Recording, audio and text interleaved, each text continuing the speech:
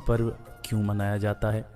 सर्वप्रथम इस व्रत को किसने किया था और क्यों किया था? छठी मैया कौन थीं और 4 दिन के इस महापर्व में व्रती क्या क्या करते हैं? छठी मैया को देवसेना के नाम से भी जाना जाता है।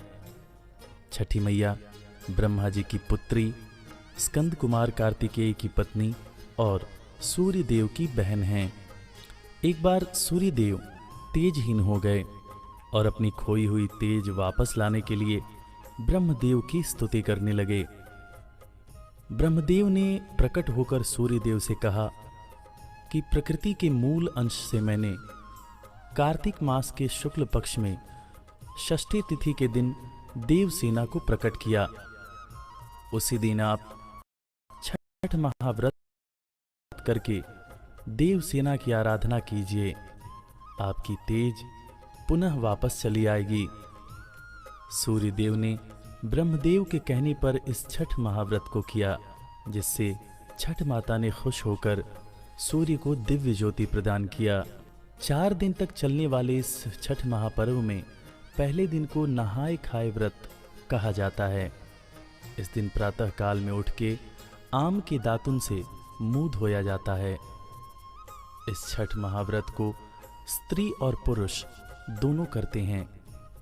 इस दिन घर की साफ सफाई की जाती है और दिन भर निराहार रह के शाम को कद्दू तथा चने की दाल को चावल के साथ पकाकर इसका प्रसाद बनाया जाता है तथा छठ व्रती इसी प्रसाद को ग्रहण करते हैं। छठ व्रती नमक के स्थान पर सेंधा नमक का प्रयोग करते हैं।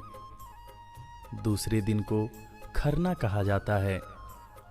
खरना के दिन भी दिन भर निराहार रह के शाम को गन्ना के रस या गुड़ में चावल और दूध का बना खीर शाम को प्रसाद के रूप में व्रती ग्रहण करते हैं तथा इस प्रसाद का वितरण भी करते हैं।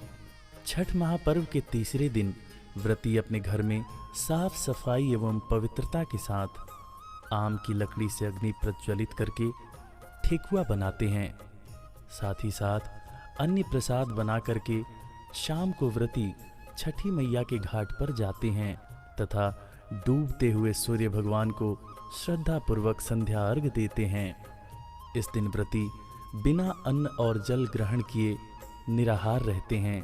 अगले दिन सूर्योदय के साथ ही सूर्य और छठी मैया को कच्चे गाय के दूध में गंगा जल मिश्रित करके सूर्य देव और छठी मैया को पुनः अर्घ देते हैं तथा अपनी मनोकामना की पूर्ति के लिए छठी मैया और सूर्य भगवान से प्रार्थना करते हैं और गाय के कच्चे दूध का पारण करके व्रत को तोड़ते हैं। ऐसी पौराणिक मान्यता है कि इस व्रत को करने से मर्यादा पुरुषोत्तम श्री राम तथा जगत जननी माता सीता के शरीर का शुद्धिकरण हुआ था। साथ ही साथ श्री कृष्ण के पुत्र सांब को कुष्ठ रोग से मुक्ति मिली थी और प्रिय व्रत को छठी मैया की असीम अनुकंपा से पुत्र रत्न की प्राप्ति हुई थी। छठी मैया बड़ी दयालु है। उसके भक्त सच्चे हृदय से जो कुछ भी मांगते हैं छठी मैया उनकी मनोकामना जरूर पूरी करती है।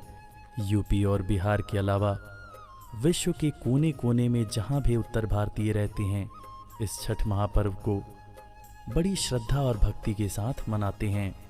छठी मैया का ये पावन व्रत जो कोई भी श्रद्धा भक्ति पूर्वक करता है छठी मैया उसकी सारी मनोकामनाएं पूरी करती हैं।